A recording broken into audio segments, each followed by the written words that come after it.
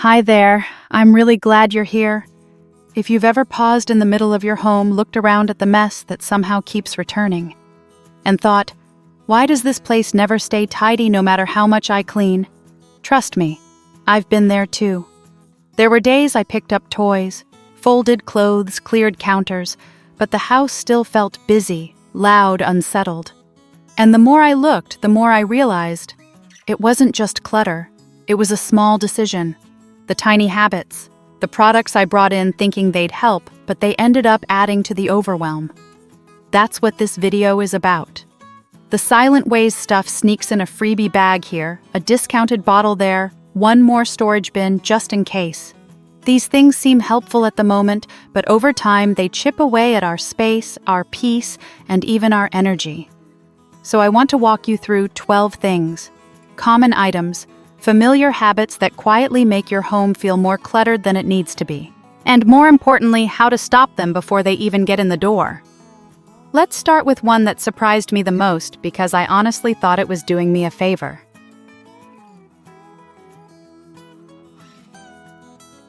Let's start with the first thing, and it's one that sneaks in so quietly we hardly notice it.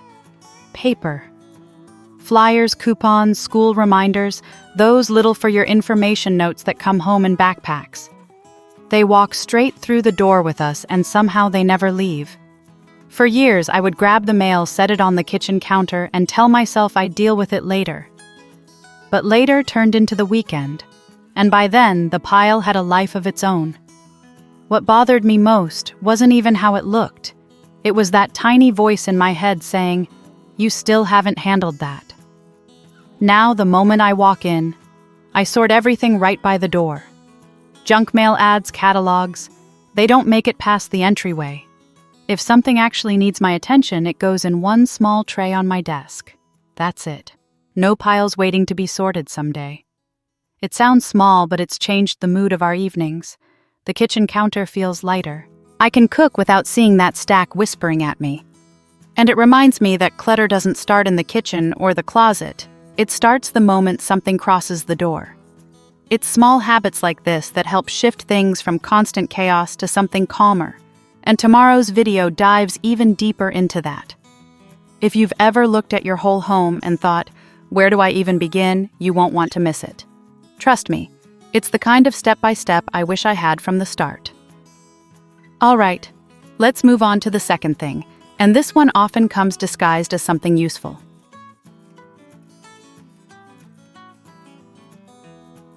Next up, the second thing that clutters our homes faster than we realize: reusable bags.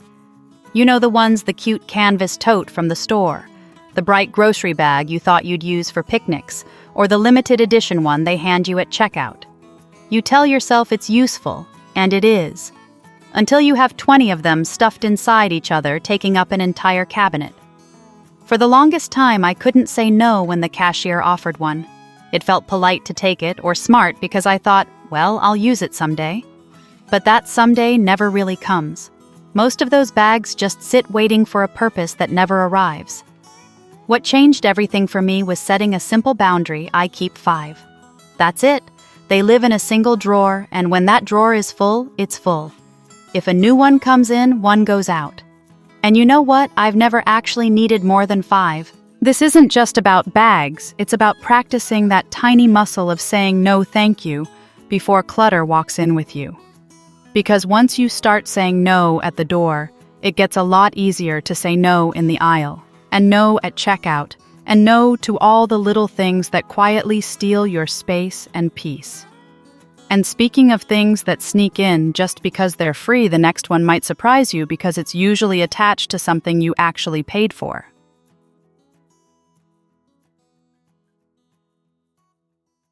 Now we're on to the third thing, and this one hides in plain sight. It's the little bonus you didn't plan on. The lotion sample taped to your receipt. The water bottle tossed into your conference bag. The branded pen keychain notebook you didn't buy it, but somehow it came home with you. It feels harmless, right? You think, well, it was free. Maybe I'll use it. But here's the thing, most of the time we don't. These things end up in drawers and baskets in the car, floating around like they belong even though we never invited them in. What helped me shift was changing one small habit when I get offered a freebie, whether it's a product sample, a hotel toothbrush, or a gift with purchase. I pause and ask myself, would I take this home if it weren't free? If the answer's no, I say no. And if something slips through, I've made peace with letting it go quickly. I don't keep freebies just in case. If it doesn't have a job in my home, it doesn't stay. Because the truth is, our homes are not storage units for other people's marketing. We don't owe shelf space to things that don't serve us. Next, let's look at a clutter trap that doesn't feel like clutter at all, until one day you open a cabinet and think, where did all this even come from?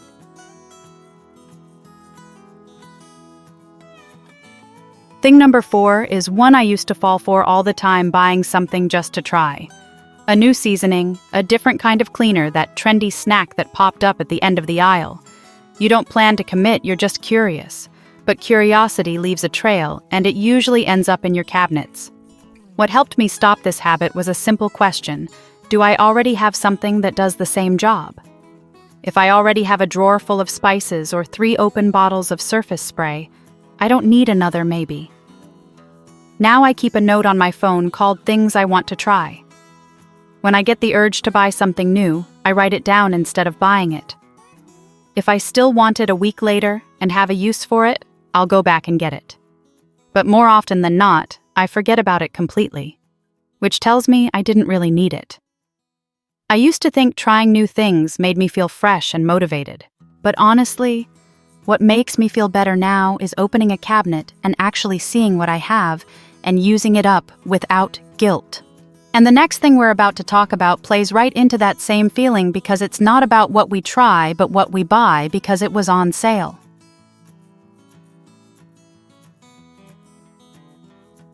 Now let's talk about the 5th thing, and it's one of the sneakiest clutter traps deals that feel too good to pass up. You see something marked 70% off, and even though you weren't looking for it, suddenly you feel like you'd be missing out if you didn't grab it. Whether it's a cute mug, a pair of shoes, or a second slow cooker, it's easy to justify with one sentence: it was such a good deal. I used to bring home stuff like that all the time. Once I found these beautiful glass jars on clearance. I didn't know what I'd use them for, but they were cheap and pretty, and I thought I'll figure it out later. Well, later never came. They sat on top of the fridge for over a year before I finally gave them away, unused, dusty, and taking up space the whole time. The shift for me was this. Now I ask myself, would I still want this at full price? Not is it worth the discount, but would I actually buy this if it wasn't on sale? If the answer is no, I walk away. And that one filter has saved me hundreds of dollars and probably several drawers, because the truth is, we're not saving money when we buy something we didn't need. We're spending money and also spending square footage, energy, and mental space. Coming up next is another thing we often buy in the name of getting organized, but it can actually make things worse if we're not careful.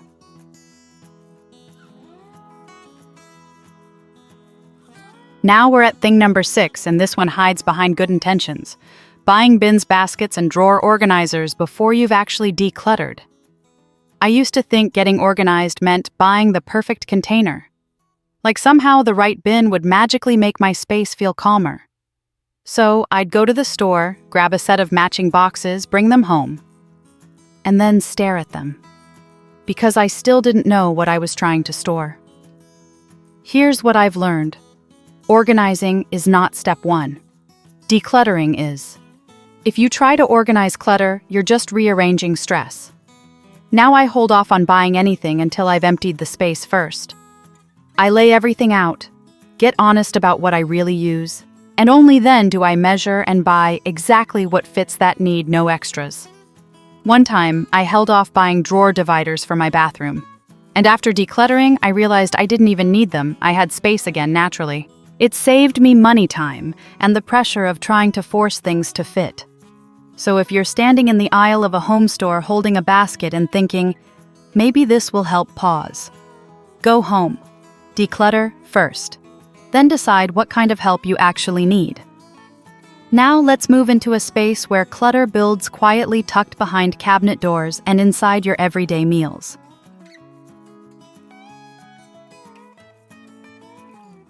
Let's move to the seventh thing, and this one feels small until it turns into a real mess food that quietly goes bad in your kitchen. You buy a pack of peaches thinking the kids will snack on them, or a tub of yogurt because this time you're going to make smoothies. But the week gets busy. Things get pushed to the back of the fridge.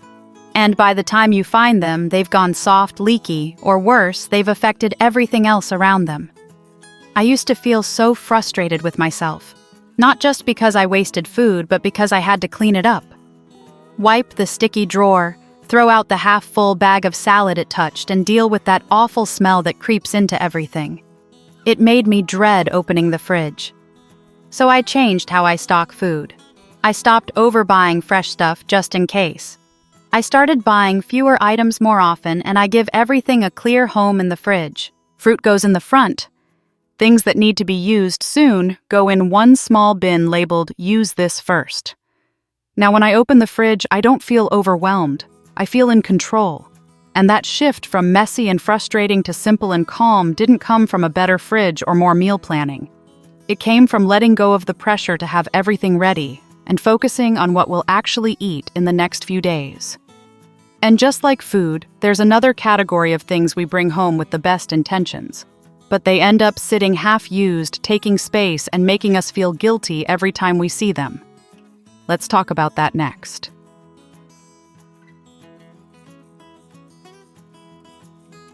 Now for thing number 8, and it's one that clutters not just your bathroom, but also your expectations. Beauty products.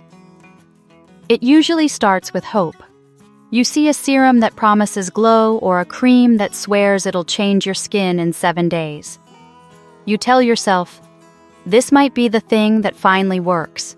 So you bring it home, try it once or twice, and then it quietly moves to the back of the drawer.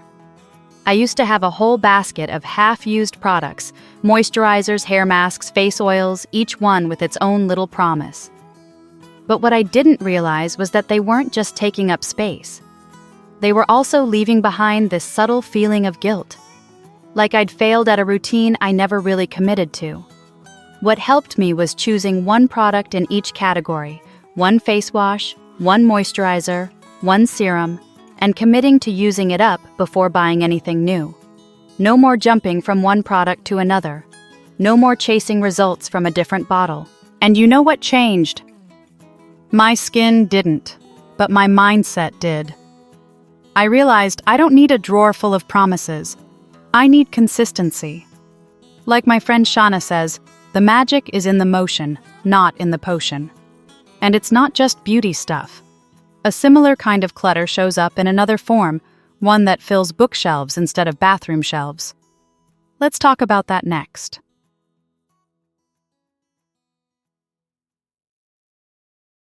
Thing number 9 is a little different. It's not sitting on your counter, it's sitting on your shelf. Self-help books, decluttering books, habit books, the ones that were supposed to change everything. You buy them because at that moment you're motivated. The title speaks to you. Atomic Something Better Habits. Simplify your life. You read a few chapters, highlight a few lines, and then life gets busy. The book ends up on the nightstand, under a candle, waiting for when things slow down. For a long time, I thought the unread stack meant I wasn't disciplined enough. But I've realized it's not about discipline, it's about overload. Each book promises a better version of me, but too many of those promises at once just make me feel like I'm falling behind. So I've made a new rule: read one, release one. When I finish a book, or even when I decide it's not for me, I pass it on. And sometimes I don't even buy the physical copy anymore. I'll listen to a short summary while I cook or drive. That way, I keep learning without collecting more weight on my shelves. The best part: my bookshelf now holds only what truly shaped me, not what silently reminds me of what I haven't finished. It feels lighter, and so do I. But not all clutter starts with us. Some of it comes from the people we love most, especially the ones we shop for, dress, and care for every single day.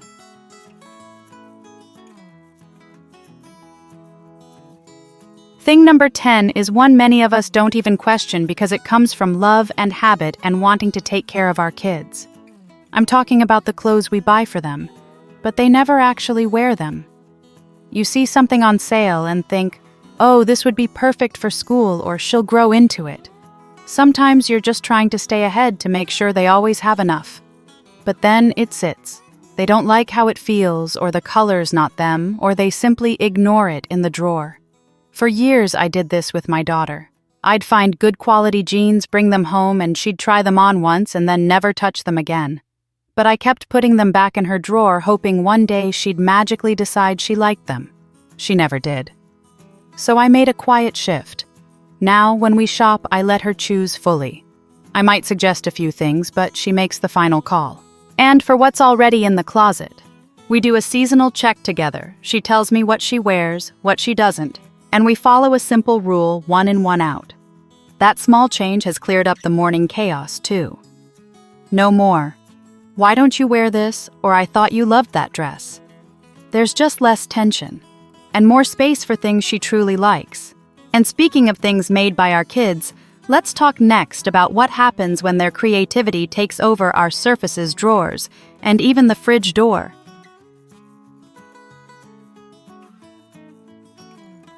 Let's talk about thing number 11, and this one's tender. The drawings, crafts, and school projects your child makes with love, and you feel like you have to keep all of them. At first it's sweet. One picture on the fridge, one popsicle stick house on the shelf. But over time it adds up. Before you know it, every drawer has a paper crown, every cabinet hides a glitter project, and you're storing pipe cleaner monsters like they're family heirlooms. I get it feels wrong to throw away something your child made.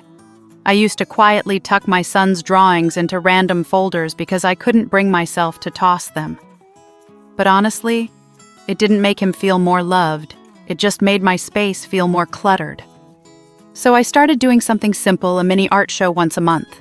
We pick a small space, a wall, a board, even the fridge, and he chooses his favorite 2 or 3 pieces to display. At the end of the month, we take a photo, say goodbye, and clear the space for the next round. That one ritual taught him something too, how to choose what really matters. He doesn't feel hurt. In fact, he's proud when his artwork gets featured, and I'm no longer weighed down by the guilt of hidden piles. But now let's move into the most delicate type of clutter, the kind that was never yours to begin with, and yet you've kept out of guilt, politeness, or love.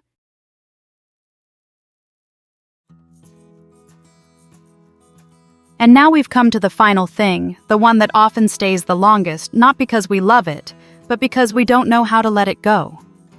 Gifts. The ones you didn't choose, don't use, but still feel obligated to keep. Maybe it's a scarf from your aunt that's not your style, or a decorative plate from a coworker that doesn't match anything in your home. You don't want to seem ungrateful, so you tuck it away in a drawer, a cabinet, or a box labeled just in case they visit. I've done this too. I once kept a candle holder I didn't like for 3 years, not because I ever used it, but because it reminded me of the person who gave it to me. But one day I realized keeping the object wasn't keeping the relationship. The kindness, the thought, the gesture, those already did their job. The item had served its purpose. Now when I receive something that isn't for me, I pause and say, "This was given with love," and I'll pass it on with love. I donate it or give it to someone who might truly enjoy it. And I keep the memory, not the clutter. This gentle mindset shift has helped me let go without guilt. Because honoring a gift doesn't mean storing it forever, it means appreciating the thought and then setting yourself free. And when you do that, when you let go of what doesn't serve you, even if it came with a ribbon, you make space for things that truly reflect who you are now and who you're becoming.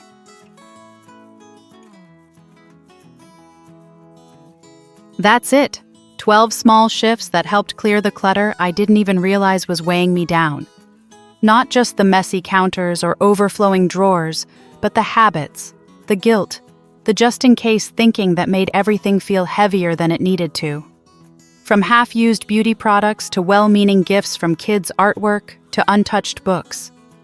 Each decision to let go made space for something better, more calm, more clarity, more choice. If your home or head has felt full lately, I hope just one of these ideas helped you exhale even a little. Sometimes it's not about doing more, it's about holding less. And if you're thinking, okay, I want to really reset my space, but where do I even begin? That's exactly what I'm walking through in tomorrow's video. We'll go step by step through the kind of decluttering that doesn't leave you feeling exhausted, or like you're just shuffling a mess from one place to another. It's going to be practical, grounded, and surprisingly freeing. You won't want to miss it. If today's video helped you feel even a little lighter, feel free to tap, like it helps me know what truly supports you. And if you're looking for more of this kind of quiet clarity in your day, I'd love for you to subscribe. We'll keep building it one small shift at a time.